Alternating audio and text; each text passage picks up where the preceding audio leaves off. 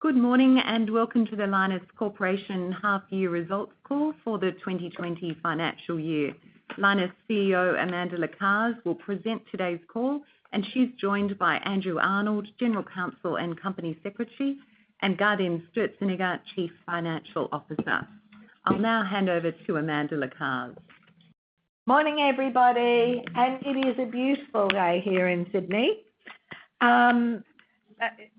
I'm not planning to spend a lot of time speaking as an introduction this morning. I think that, most of you who are on the call follow us pretty closely. We've disclosed already a lot over recent times, and getting to your questions is probably more important than parroting again what we've already put out in our announcements. But of course, it would be remiss of me not to highlight in the first instance that the big news, of course, is the licence renewal that we announced to the ASX yesterday. We're absolutely delighted with the 3-year licence renewal. The AELB conditions do not trouble us. We're well progressed in the two key areas. The first is the construction of the PDF, and the second is the construction of cracking and leaching in Kalgoorlie. So we're focused on delivering both of these projects. They're good for our business, and they will be part of the reshaping of our business as we go forward. In terms of the half year that was, and I think Dylan has said, there's never any surprises because we give quarterly updates. But I think that always interesting to have a look at it when the accountants have got their paws on it rather than just cash results. Revenue, we're actually pretty proud of the revenue outcome. In a much weaker price market, it stayed consistent with last year, and that really is an indication that our pricing and quality strategies are paying off.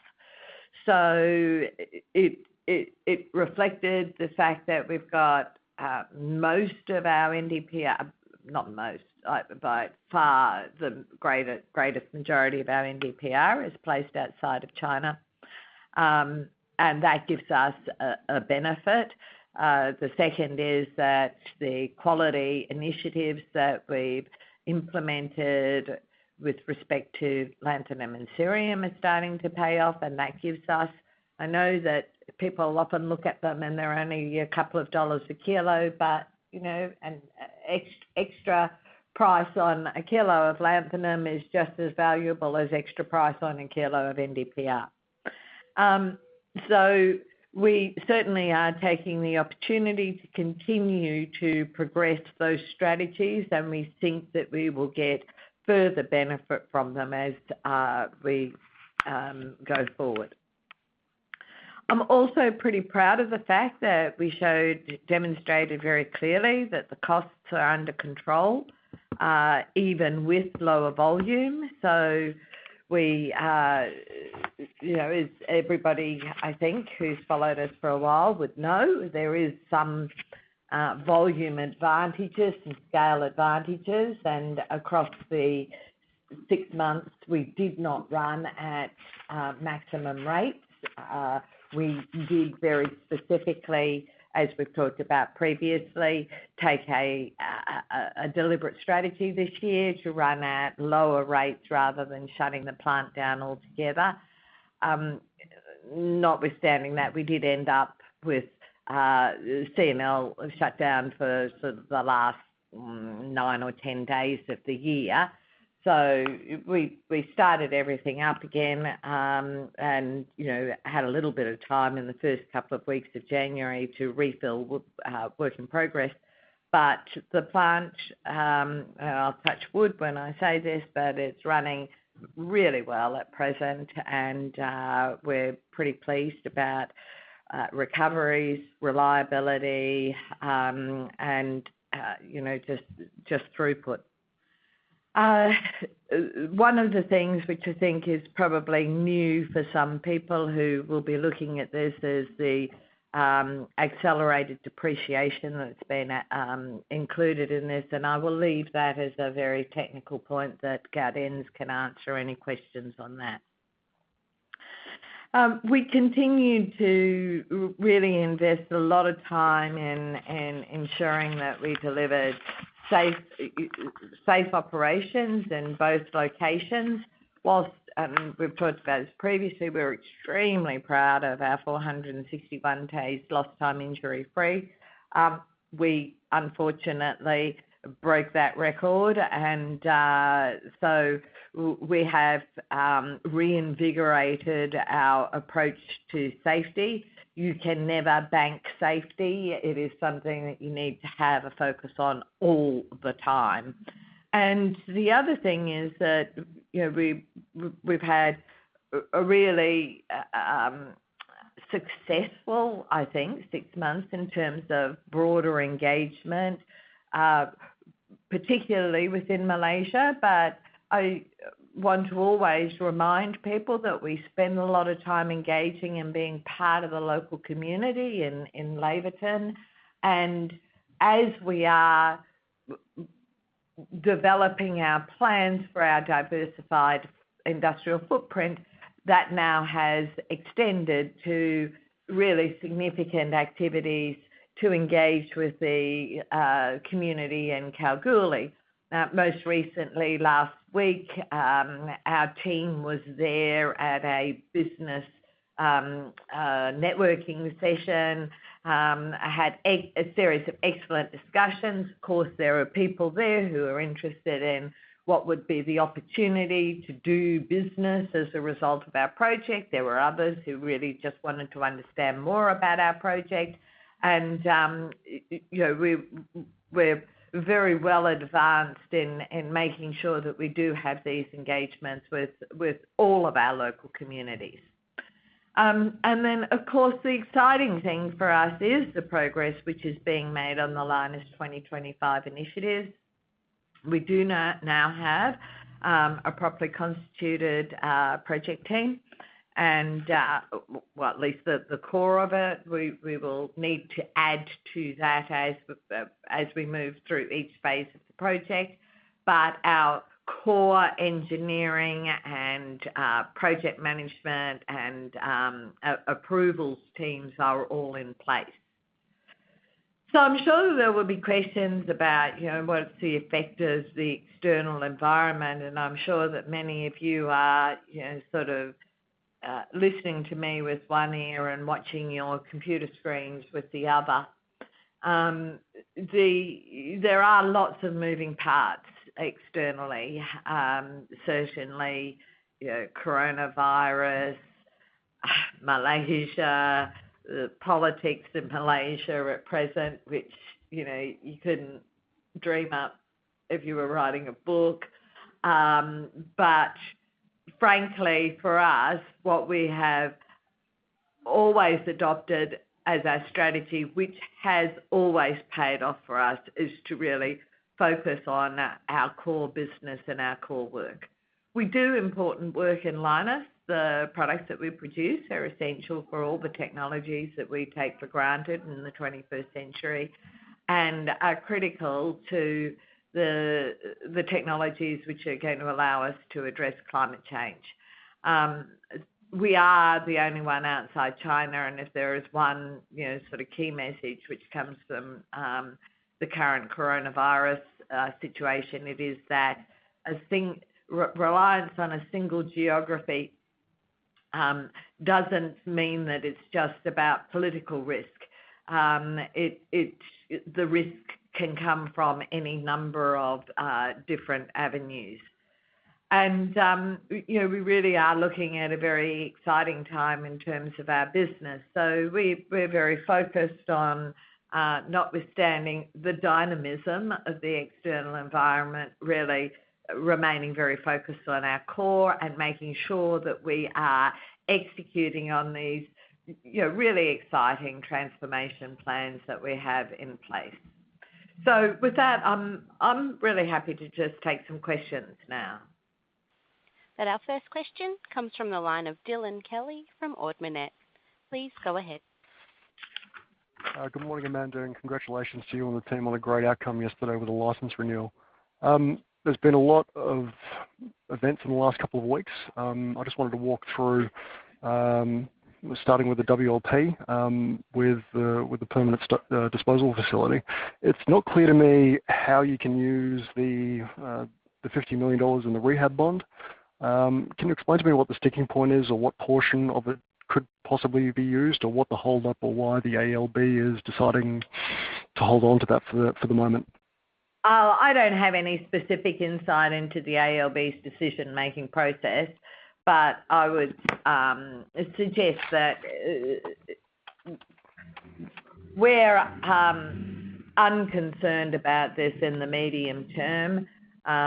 It's part of, I think, a demonstration that there remains sufficient funds there, that if something goes wrong or we don't actually meet our license requirements or otherwise, there's sufficient funds on deposit to be able to address the rehab provisions. So do I have am I going to speculate on if or when that bond will be released? I don't think so, not right now. The way that we have looked at doing this project and the way that we've engaged the contractor, we can fund this, and at some stage in the future when our responsibilities have been met, then we would expect that we will get the bond released, as you do in any time that you have a security bond. Okay, fair enough. So just moving to the receipt of the license, do you have any understanding around the changes around the importation cap currently in place, and whether or not there's a potential for that to change following receipt of this? I actually know, because the AELB license has already given us the increase on the import. It's the DOE license on processing. So okay, this is not specifically connected to that. Okay, so it has been increased, then there's nothing towards the back end of this calendar year that could cause a repeat of previous years? No. What I'm saying is that there are two licenses. One is how much we can import. The AELB approved the uplift in volume that we could import over a year ago. But we need a matching approval from the DOE for the amount that we can process. And that's the one that we're missing. So we have been focused on getting the license to operate, and now we will go back and engage with the DOE again on that processing license. Okay, fair enough. So in the context of processing run rates and how things are running, you said the plant's doing really well. How are you thinking about production output? Are you thinking about matching output with market demand, or are you trying to push the plant as hard as you can? We're still not searching for sales for NdPr. We have more than enough purchase orders, so we are running the plant pretty hard, very, very close to sort of consistently at the next rate, which is really good. So we won't see that completely this quarter, because the first 2 weeks we had to rebuild the WIP.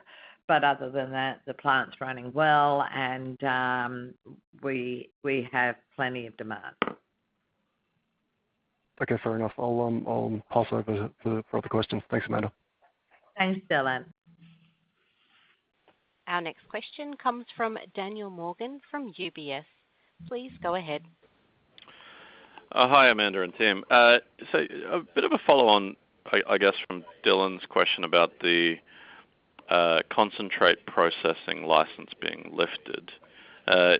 So just bear with me for a moment. So you've announced a PDF contract which has very specific US dollar payments associated with it. Now, I imagine if you have these US dollar specific payments associated with it, there's a volume amount that sits behind or next to that.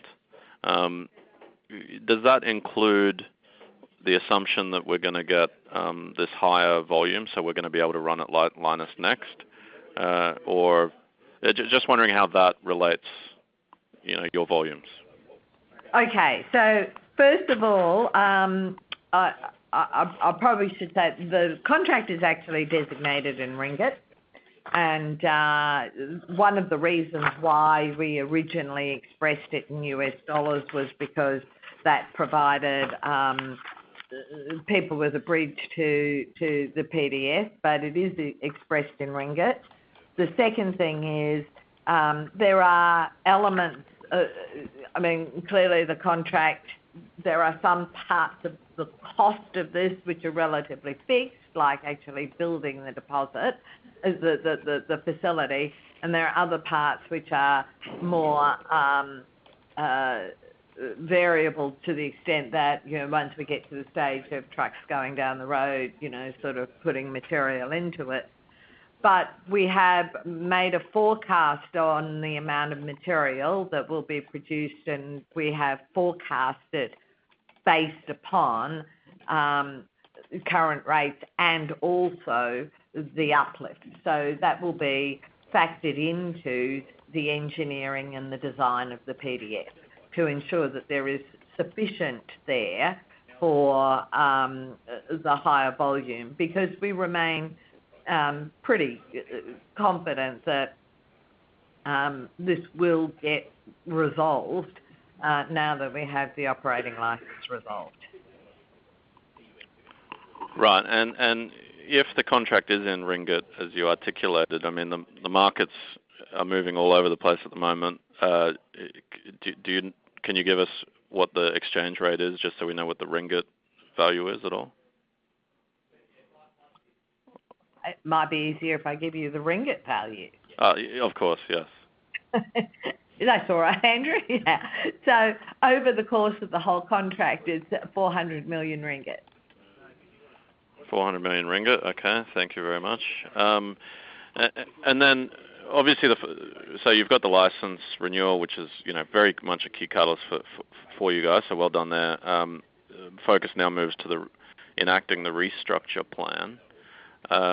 Wondering when we might know in a more fulsome manner the nature of the restructure in terms of what it is you're going to build in Kalgoorlie and the capex associated with that and the operating costs.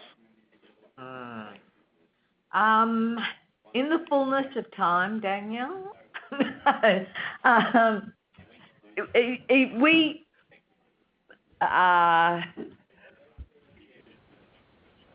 we're getting tighter and tighter on this, but it's still moving around a bit and providing estimates which are still at least, I would say, plus or minus 50 million, without even taking into account the contingency which is built into it as well. I don't think is all that helpful. I think, as we've said previously, that and this remains our objective, is that we need to have a cracking and leaching facility in Kalgoorlie. We need to upgrade some of our Mount Weld facility in particular to make sure that we can continue to feed, and we will have some sort of reduction in grade as we go further into the ore body. And we will have a small amount of work which is required in Malaysia as well to process that material. We've said that the capital envelope to do those things is 500 million Australian. That remains our guidance.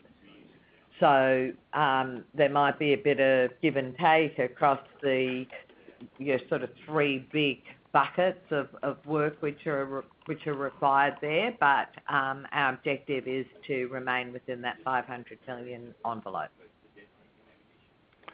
Thank you. And 2023 is when you'll have to enact this by partway through the year.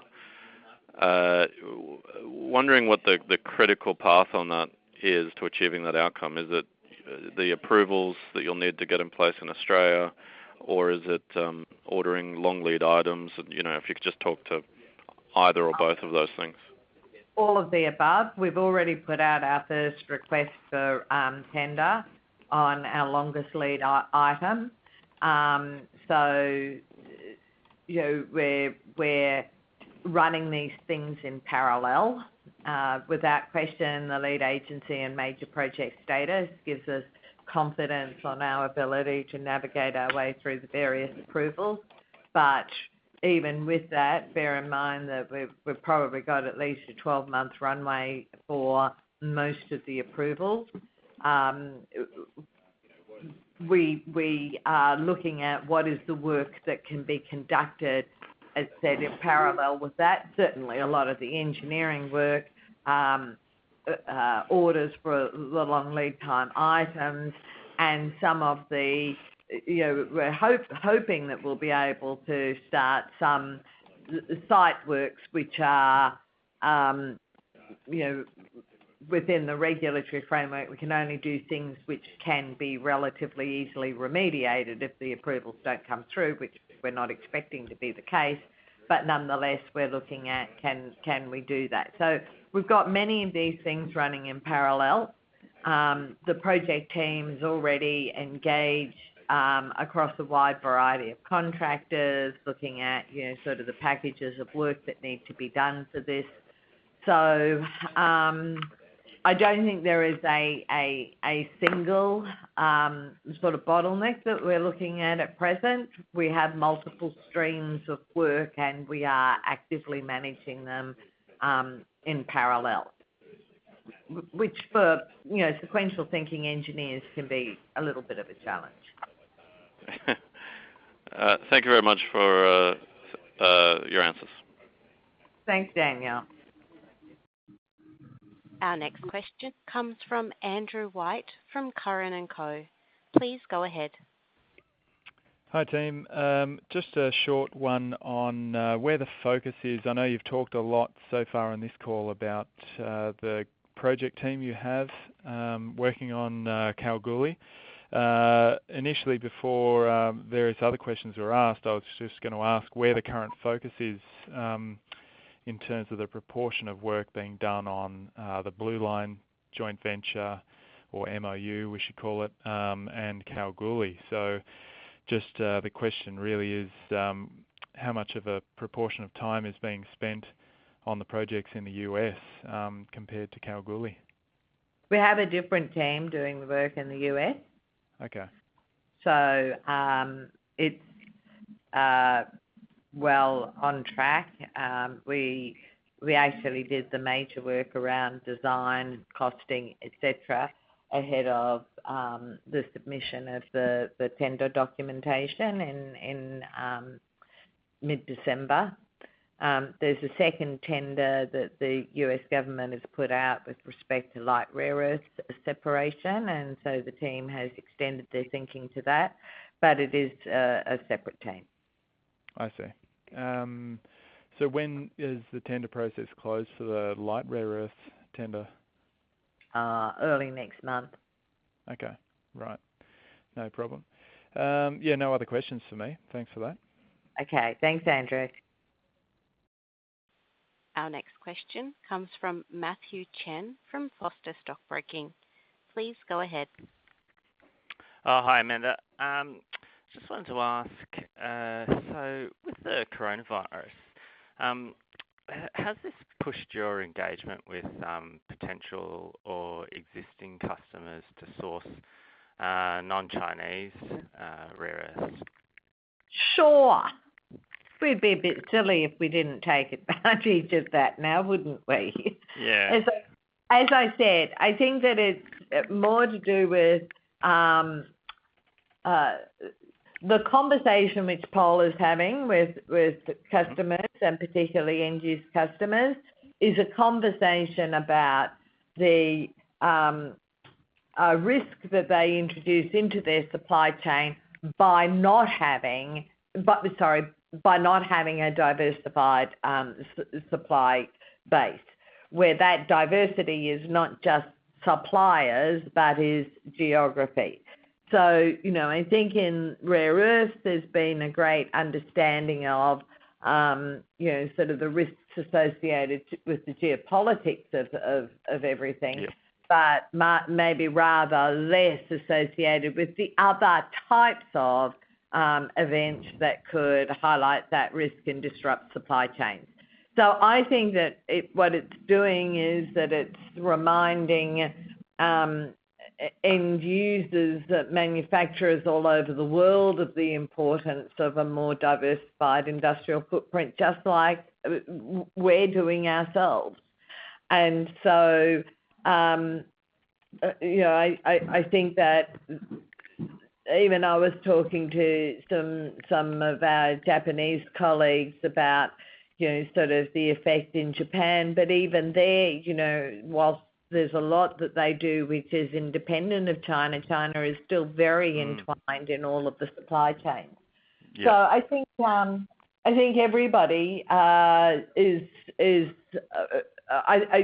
certainly is an opportunity for us to remind particularly end users of the value of diversity in their supply chains. Great. And so just on staying on China, I mean, some of your product goes into China as well. Have you been, can you say anything about, impact on logistics or customers' comments there as a result of coronavirus? No, I don't really have anything on that. And, the amount of product which is going into China is so de minimis now, really. Right. Certainly not a big issue for us. Okay. And so in terms of the broader market, are you hearing any sort of troubles from supply sourced out of China because of logistics? Are you seeing an impact? Because not seeing a sort of reaction in pricing, and I note that you've called out that there is quite a bit of concentrate sort of globally, isn't there, around? Have you got a sort of comment on that? Yeah, there is. There's a lot of concentrate being, jammed into China at present, which is basically creating bit of instability in the internal market dynamics in China. And that's not particularly helpful. But the current sort of coronavirus effect has not had a direct effect on rare earths, but at this stage. It may. Sorry? At this stage. Yeah. Just switching gears, I think you've mentioned in the past, so for Lynas 2025, or the relocation of cracking and leaching to WA, self-funded out of cash flow, is that still the plan?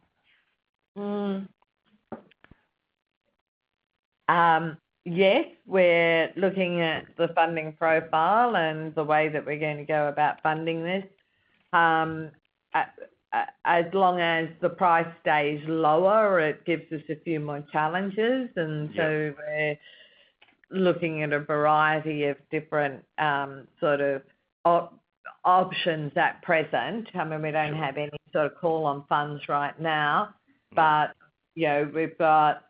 You would not be surprised to know we've got a high, which is not $60 or $70 a kilo case, but what most people would think was a relatively low price case, a mid price case and a low price case. And so we're just looking at what that looks like in terms of cash flow, Yes. in terms of what we've got now as a clearer idea of spending profile, and we will make a judgment depending upon where the price goes.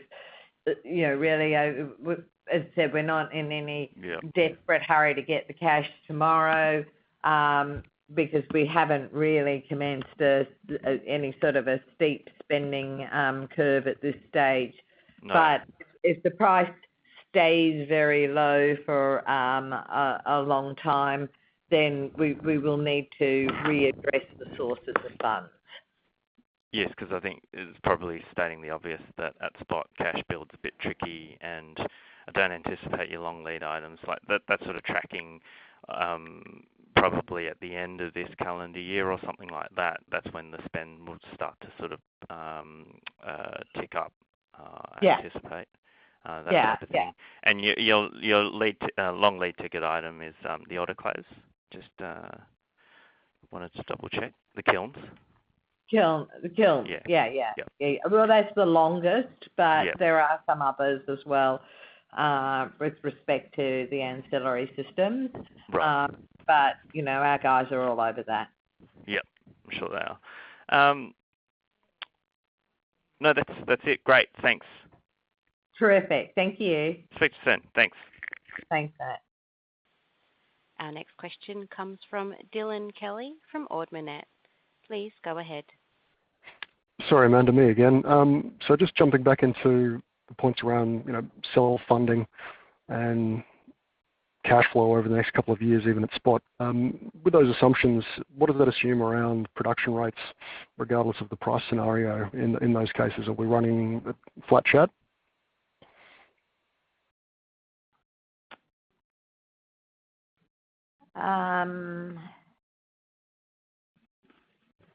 Running at around about 7,000 tonnes a year. Yeah. That's up till the end of 23. Yeah. And then jumping in line for Lynas 25. Okay.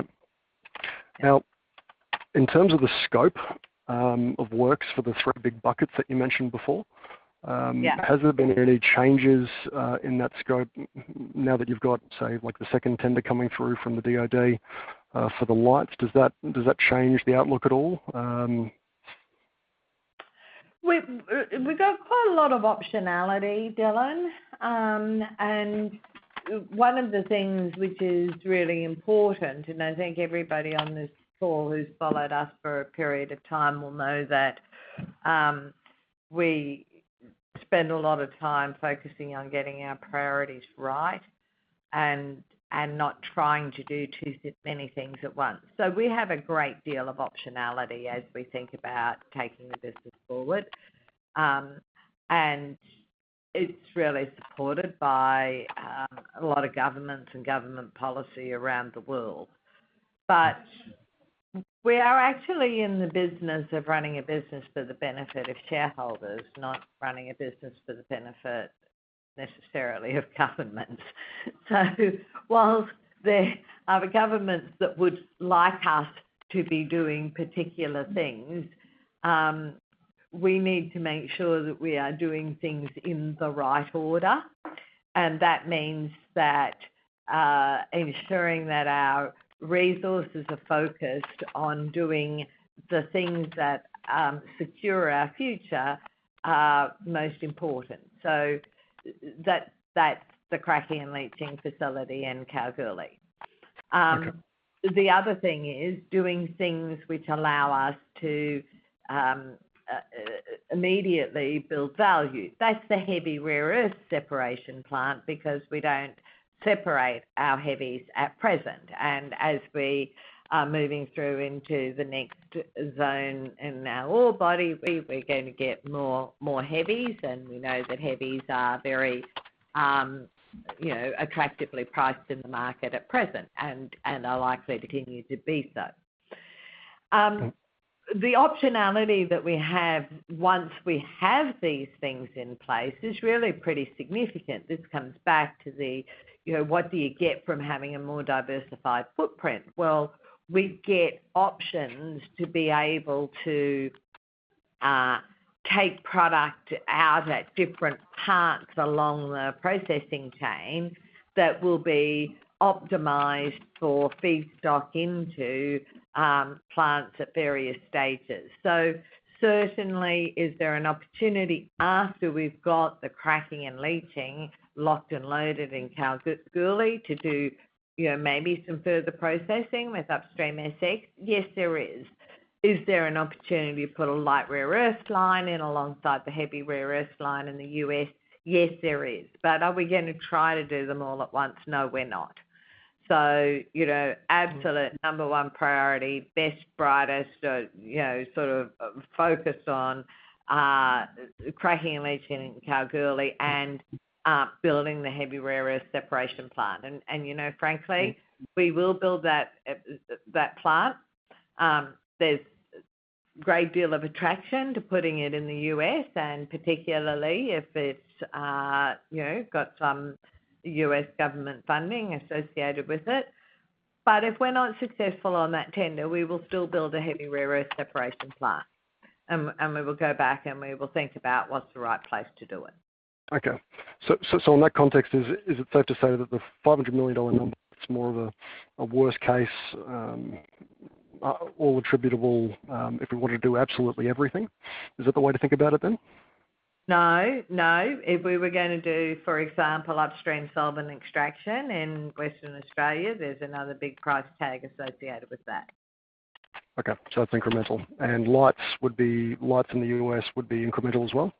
Yes, that's right. So once again, lights in the US, if the US government is of a mind to sort of facilitate that, then we're of a mind to be interested. But if it's not, then, we will consider how we manage our capacity for the best effect of our business. Okay, great. Thanks for clarifying, Amanda. Okay, thanks, Dylan. Our next question comes from Daniel Morgan from UBS. Please go ahead. Hi, I just thought it was maybe now the time to get Gardens involved, and apologies, I've got a boring accounting question. Someone has to ask it. Depreciation, obviously that's lifted. I understand the reasons why. Just how should we be modelling this going forward in simple terms? Well, I think in the last quarter release, Daniel, I think we indicated what the yearly impact is. At least we indicated it for this financial year. If I recall the data we had in there, we have indicated for the and that's kind of important to pick it up for the 10 months. We indicated kind of what was it, 15 million Australian dollar impact. So if you would do it obviously on a full year basis, it's 18 million. And this for the duration we still have it operating. So basically for the 4 years, about 70 million, which will have to flow through the balance sheet. But I think here, particularly on the depreciation and the big change we have seen in this round, there are other elements which are coming into it. And one which is a little bit difficult to assess probably from the outside is the rehab provision, and some of this needs to be depreciated as well. And if you look at the accounts we put out, there is some portion which is current on these rehab provisions, which should give you a good guidance what you should consider on top of the accelerated depreciation of the cracking leaching assets. To simplify that, Gardens, it looks like you had $36 million of DNA in the half. Should we double that and add a bit more, so 80 mil? Is that a good guide for a year? It's probably not a bad guide, yes. Well, a little bit steeper than that, but yeah. I mean, what you did, you double plus. I think that's probably the right way to go. Yes. Yeah, thank you. It doesn't go to the value of the business. It's a boring question, but thank you for clarifying. I just think that all of those earnest university students who might at one stage or another want to listen to an analyst call might think that was pretty funny, actually. So we'll just double plus.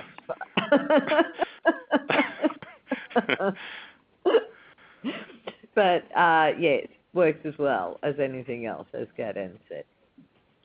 Okay, that was my question. Thank you. Okay, well, thank you all, and it would be remiss of me not to say that, with the market down the way that it is, that what an excellent buying opportunity it is. Okay, so thanks again, and I'll see many of you over the next couple of weeks.